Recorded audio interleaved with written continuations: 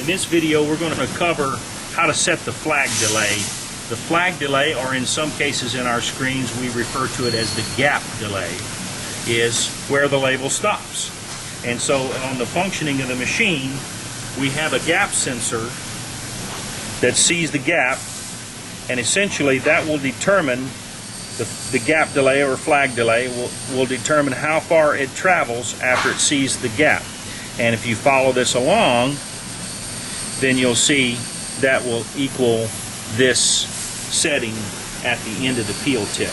We like to have the flag setting at the end of the peel tip. We don't like to see a lot of paper sticking out after the peel tip. We also don't like to see it stopping short of the peel tip. We like to have it stopping at the peel tip. In this case, what that means is the machine is pulling the full label off, and it is completely released from the liner as the bottle comes by. Now, the way we change the flag delay is we go to the screen for the label, and like I say, in almost every machine we build, we have a delay that's called gap delay or flag delay.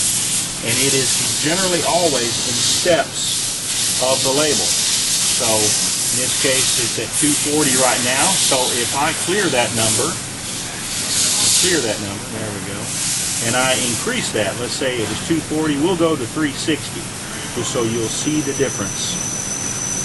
Oops, excuse me, backspace, 360. Alright, and I enter that number. Oops. Now, when we dispense the next label, we'll see the label stop in a different position. Okay, so now we have the label sticking out, if you will, too far. Let's see what happens if we send a bottle through.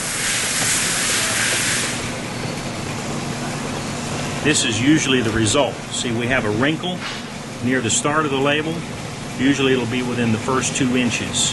And what it is that the label is actually hitting the bottle and then touching the bell too soon. Now we have the label stopping back at the end of the peel tip, and you'll see when the label comes out, it comes out and there is no wrinkle there at the leading edge of the label.